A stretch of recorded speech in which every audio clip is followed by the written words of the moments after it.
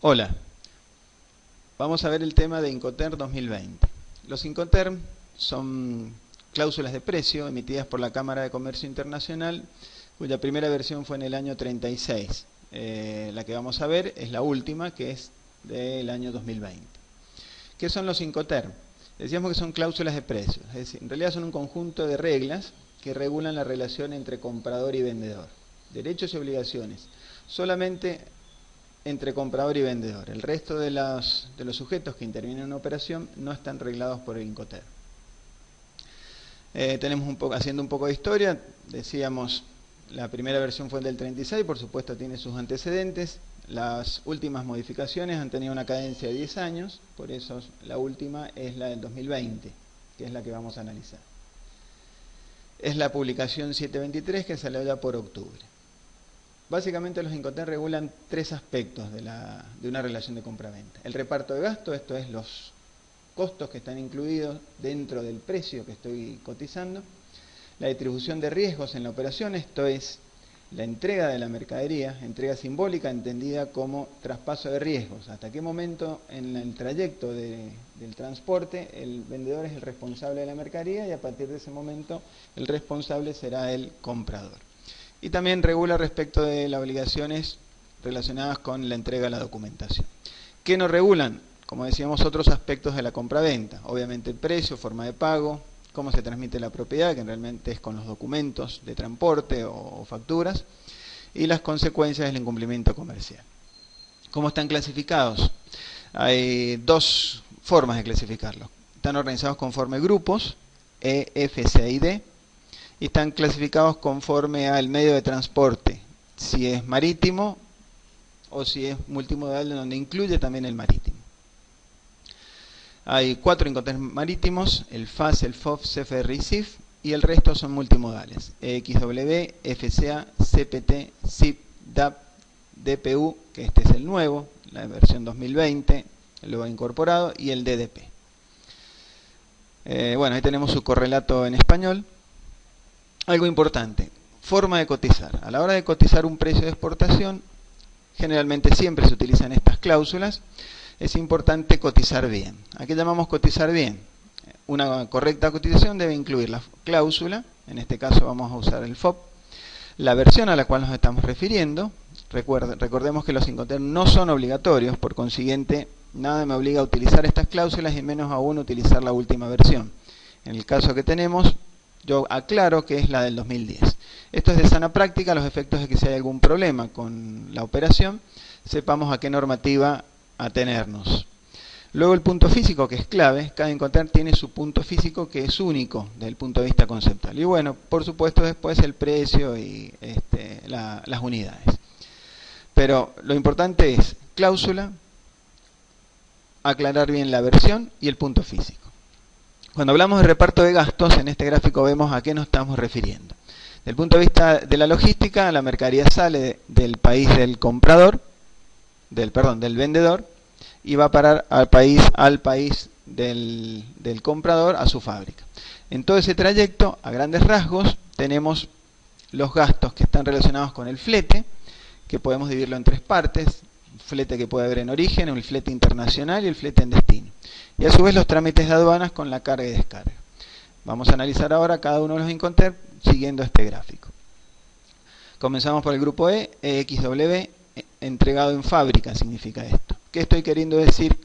Si vendo EXW en relación a los gastos, incluye hasta que mi mercadería está puesta a disposición del comprador en mi fábrica.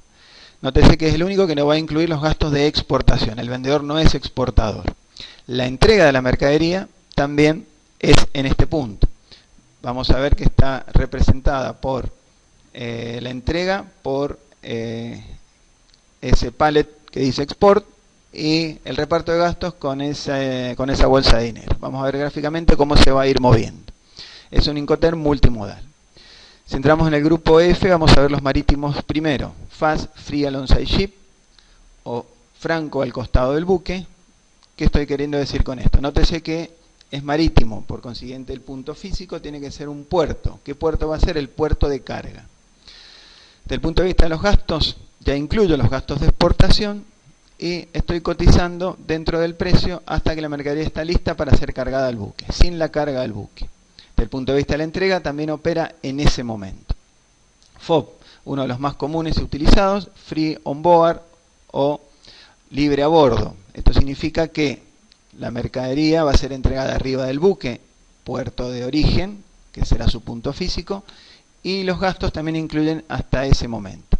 Por supuesto, con los gastos de exportación hechos. El Incoterm van a ver que dice mercadería libre de exportación.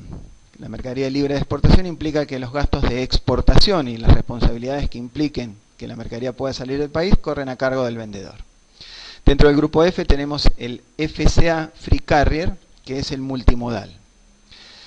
Vamos a ver gráficamente el recorrido por debajo. Recordemos que multimodal incluye también el medio marítimo, no lo excluye. También podemos utilizarlo si el medio de transporte internacional es un barco. ¿Qué estoy queriendo decir si vendo FCA? Desde el punto de vista de los gastos, la mercadería va a incluir los gastos hasta que me la recibe el transportista con los gastos de aduana hechos. Y la entrega es en ese momento, cuando el transportista, primer transportista, la recibe en su plazoleta de contenedores o en la zona primaria.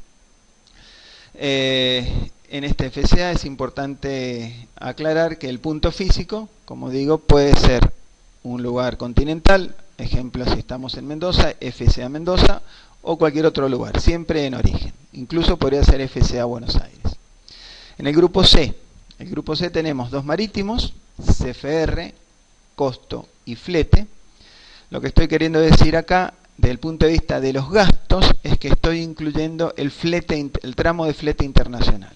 Es decir, mi precio cotizado incluye, si hacemos un raconto, desde que sale de mi fábrica, tramo interno de transporte si lo hubiera, los gastos de exportación y el flete internacional hasta puerto de descarga.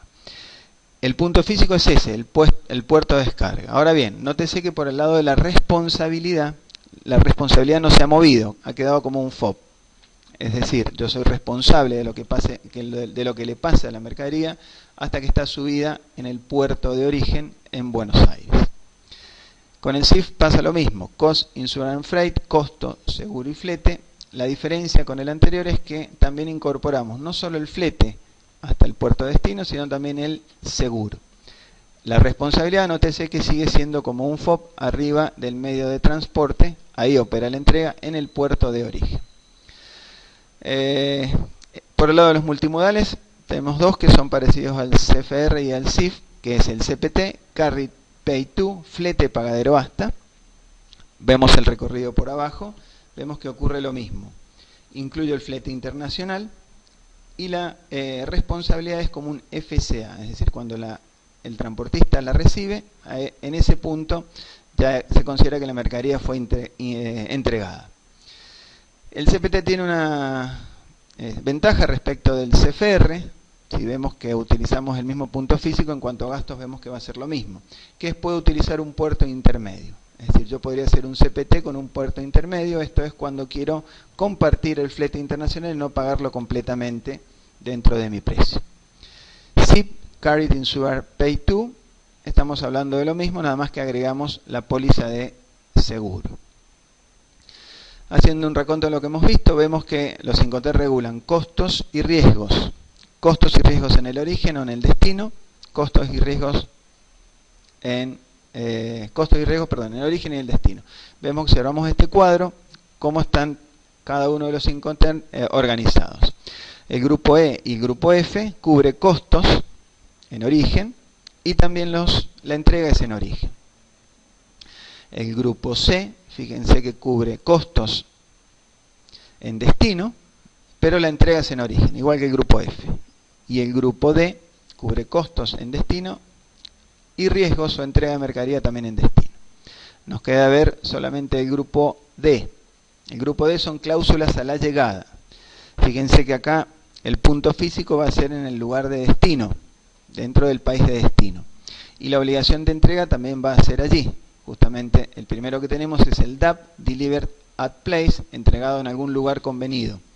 Es multimodal, así que podría llegar a ser el puerto de descarga o podría ser algún punto continental dentro del país en donde la mercadería tiene su destino final.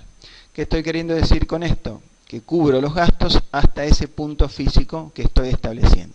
La entrega, como decimos, opera en ese mismo lugar. Este es el nuevo DPU, entregado y descargado, Deliver at Place and Loaded. Este viene a reemplazar el DPT que había antes en la versión 2010. Lo que estoy queriendo decir es que un transportista lo debe recibir. En este debe operar la descarga. Esto se constata cuando el transportista recibe la mercadería. Hasta ese punto soy responsable de la mercadería. Si la mercadería efectivamente debe haber sido descargada en el punto convenido. Y obviamente el gasto también corre dentro del precio. El último de los Incoterm es el DDP, Deliver Duty Paid. La diferencia con los anteriores es que este incluye los gastos de importación. Prácticamente le estoy dejando la mercadería en la puerta de la fábrica del comprador. Es el otro extremo del ex-world en donde empezamos, donde nosotros vendíamos y cotizamos con los gastos en la puerta de la fábrica del vendedor.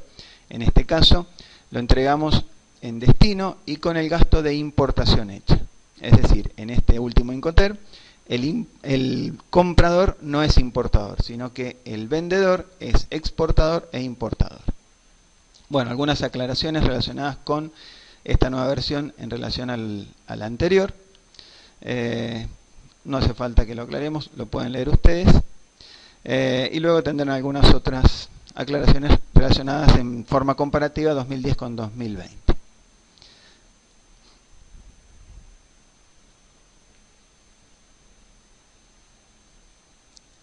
Bien, espero que les haya servido. Hasta la próxima.